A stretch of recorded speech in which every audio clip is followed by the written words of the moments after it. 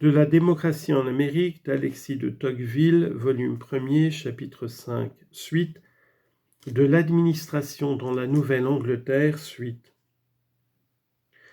Le pouvoir administratif aux États-Unis n'offre dans sa constitution rien de central ni de hiérarchique. C'est ce qui fait qu'on ne l'aperçoit point. Le pouvoir existe, mais on ne sait où trouver son représentant. Nous avons vu plus haut que les communes de la Nouvelle-Angleterre n'étaient point en tutelle. Elles prennent donc soin elles-mêmes de leurs intérêts particuliers. Ce sont aussi les magistrats municipaux que le plus souvent on charge de tenir la main à l'exécution des lois générales de l'État ou de les exécuter eux-mêmes. On lit en note, voyez le town officer, particulièrement au mot selectmen, assessors, collectors, schools, surveyors of highways. Exemple entre mille, l'État défend de voyager sans motif le dimanche. Ce sont les tithingmen, officiers communaux, qui sont spécialement chargés de tenir la main à l'exécution de la loi. Fin de note. Indépendamment des lois générales, l'État fait quelquefois des règlements généraux de police. Mais ordinairement, ce sont les communes et les officiers communaux qui, conjointement avec les juges de paix et suivant les besoins des localités, règlent les détails de l'existence sociale et promulguent les prescriptions relatives à la santé publique, au bon ordre et à la moralité des citoyens.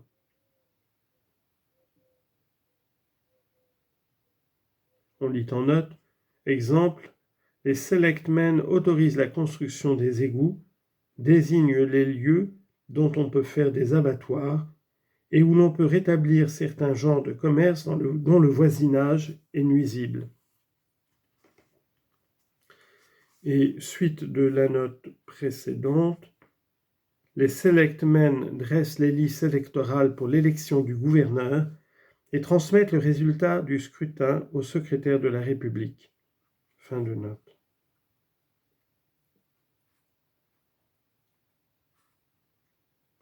Ce sont enfin les magistrats municipaux qui, d'eux-mêmes et sans avoir besoin de recevoir une impulsion étrangère, pourvoient ces besoins imprévus que ressentent souvent les sociétés.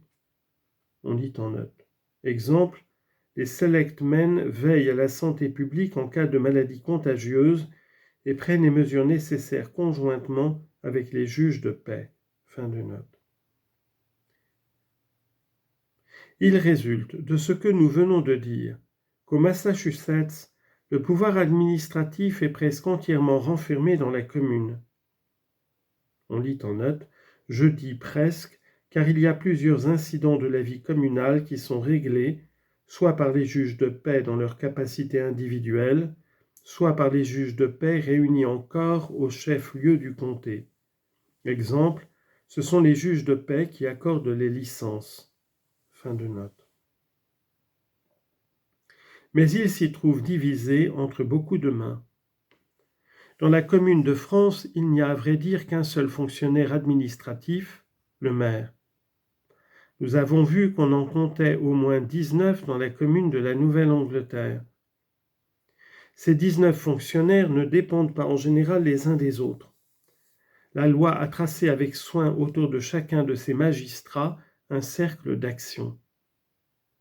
Dans ce cercle, ils sont tout-puissants pour remplir les devoirs de leur place et ne relèvent d'aucune autorité communale. Si l'on porte ses regards au-dessus de la commune, on aperçoit à peine la trace d'une hiérarchie administrative. Il arrive quelquefois que les fonctionnaires du comté réforment la décision prise par les communes ou par les magistrats communaux. On lit en note, exemple, on accorde de licence qu'à ceux qui présentent un certificat de bonne conduite donné par les selectmen. Si les selectmen refusent de donner ce certificat, la personne peut se plaindre au juge de paix réunis en cours de session, et ces derniers peuvent accorder la licence. Les communes ont le droit de faire des règlements, bylaws, et d'obliger à l'observation de ces règlements par des amendes dont le taux est fixé. mais ces règlements ont besoin d'être approuvés par la Cour de session. Fin de note. Mais en général, on peut dire que les administrateurs du comté n'ont pas le droit de diriger la conduite des administrateurs de la commune. On lit en note, au Massachusetts, les administrateurs du comté sont souvent appelés à apprécier les actes des administrateurs de la commune. Mais on verra plus loin qu'ils se livrent à cet examen comme pouvoir judiciaire et non comme autorité administrative. Fin de note. Ils ne les commandent que dans les choses qui ont rapport au comté.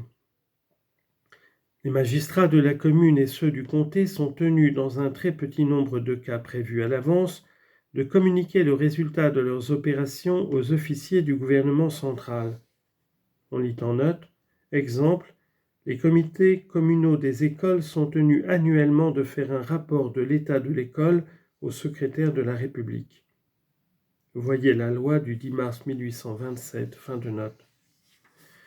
Mais le gouvernement central n'est pas représenté par un homme chargé de faire des règlements généraux de police ou des ordonnances pour l'exécution des lois, de communiquer habituellement avec les administrateurs du comté de la commune, d'inspecter leur conduite, de diriger leurs actes et de punir leurs fautes.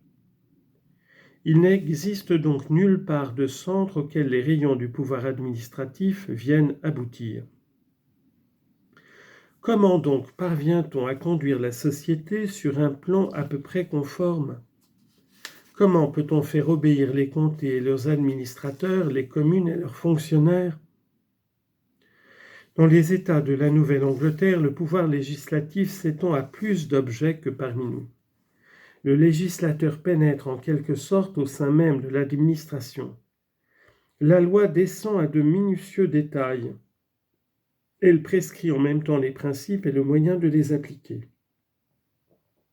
Elle renferme ainsi les corps secondaires et leurs administrateurs dans une multitude d'obligations étroites et rigoureusement définies. Il résulte de là que, si tous les corps secondaires et tous les fonctionnaires se conforment à la loi, la société procède d'une manière uniforme dans toutes ses parties. Mais reste toujours à savoir comment on peut forcer les corps secondaires et leurs fonctionnaires à se conformer à la loi. On peut dire d'une manière générale que la société ne trouve à sa disposition que deux moyens pour obliger les fonctionnaires à obéir aux lois. Elle peut confier à l'un d'eux le pouvoir discrétionnaire de diriger tous les autres et de les destituer en cas de désobéissance. Ou bien elle peut charger les tribunaux d'infliger des peines judiciaires aux contrevenants. On n'est pas toujours libre de prendre l'un ou l'autre de ces moyens. Le droit de diriger le fonctionnaire suppose le droit de le destituer, s'il ne suit pas les ordres qu'on lui transmet, ou de l'élever en grade s'il remplit avec zèle tous ses devoirs. Or, on ne saurait ni destituer, ni élever en grade un magistrat élu. Il est de la nature des fonctions électives d'être irrévocables jusqu'à la fin du mandat. En réalité, le magistrat élu n'a rien à attendre ni à craindre que des électeurs, lorsque toutes les fonctions publiques sont le produit de l'élection. Il ne saurait donc exister une véritable hiérarchie entre les fonctionnaires, puisqu'on ne peut réunir dans le même homme le droit d'ordonner et le droit de réprimer efficacement la désobéissance, et qu'on ne saurait joindre au pouvoir de commander celui de récompenser et de punir. Les peuples qui introduisent l'élection dans les rouages secondaires de leur gouvernement sont donc forcément amenés à faire un grand usage des peines judiciaires comme moyen d'administration. C'est ceux qui ne se découvrent pas au premier coup d'œil. Les gouvernements regardent comme une première concession de rendre les fonctions électives et comme une seconde concession de soumettre le magistrat élu aux arrêts des juges. Ils redoutent également ces deux innovations. Et comme ils sont plus sollicités de faire la première que la seconde, ils accordent l'élection aux fonctionnaires et le laissent indépendant du juge. Cependant, l'une de ces deux mesures est le seul contrepoids qu'on puisse donner à l'autre. Qu'on y prenne bien garde, un pouvoir électif qui n'est pas soumis à un pouvoir judiciaire échappe tôt ou tard à tout contrôle, ou est détruit. Entre le pouvoir central et les corps administratifs élus, il n'y a que les tribunaux qui puissent servir d'intermédiaires. Eux seuls peuvent forcer le fonctionnaire élu à l'obéissance sans violer le droit de l'électeur. L'extension du pouvoir judiciaire dans le monde politique doit donc être corrélative à l'extension du pouvoir électif. Si ces deux choses ne vont point ensemble, l'État finit par tomber en anarchie ou en servitude.